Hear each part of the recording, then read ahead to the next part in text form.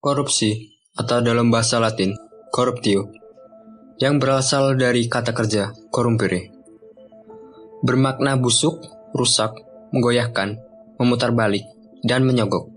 Korupsi adalah tindakan seseorang, baik politisi, pegawai negeri, maupun pihak lain yang terlibat dalam tindakan tidak wajar dan tidak legal, dengan menyalahgunakan kepercayaan publik yang dikuasakan kepada mereka untuk mendapatkan keuntungan sepihak, atau mungkin simpelnya penyalahgunaan jabatan untuk kepentingan pribadi.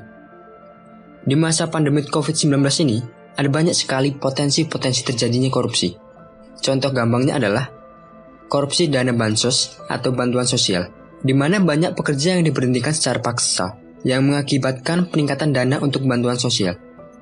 Dari faktor peningkatan dana bansos tadi, bukan tidak mungkin akan muncul potensi-potensi korupsi yang dapat dilakukan oleh oknum-oknum egois yang hanya mementingkan kepentingan pribadi, seperti pemotongan dana bansos yang disengaja, pembagian yang tidak merata, serta pengurangan timbangan paket sembako.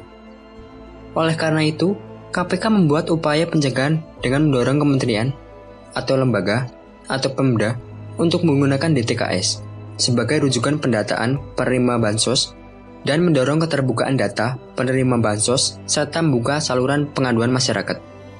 Ada pula potensi korupsi pengadaan barang atau jasa, mulai dari korupsi, markup harga, kickback, konflik kepentingan, dan kecurangan. Seperti penimbunan jumlah masker dan kenaikan harga yang tidak wajar yang terjadi di awal masa pandemi COVID-19. Faktor seperti ini sangat rawan terjadi dan siapapun juga bisa menjadi pelakunya.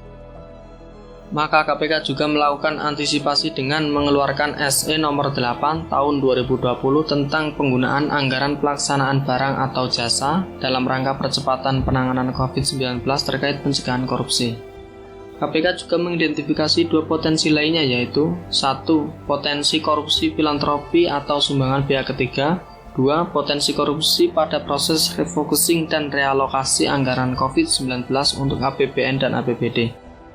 Adapun upaya pencegahan KPK ialah dengan menerbitkan panduan berupa surat KPK nomor B/00-00-00-10/04/2020 tentang penerimaan sumbangan atau hibah dari masyarakat untuk potensi pertama, serta dilakukannya koordinasi, monitoring perencanaan refocusing atau realokasi anggaran, dan memberikan rekomendasi kepada kementerian atau lembaga atau Pemda apabila menemukan ketidakwajaran penganggaran atau pengalokasian.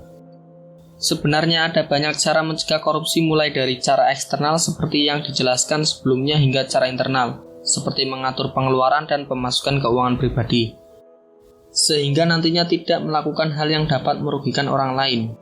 Dengan fokus pada pekerjaan dan selalu mengingat tanggung jawab, kita juga akan dijauhkan dari pikiran-pikiran ingin melakukan korupsi. Sudah corona, jangan lagi ditambah korupsi.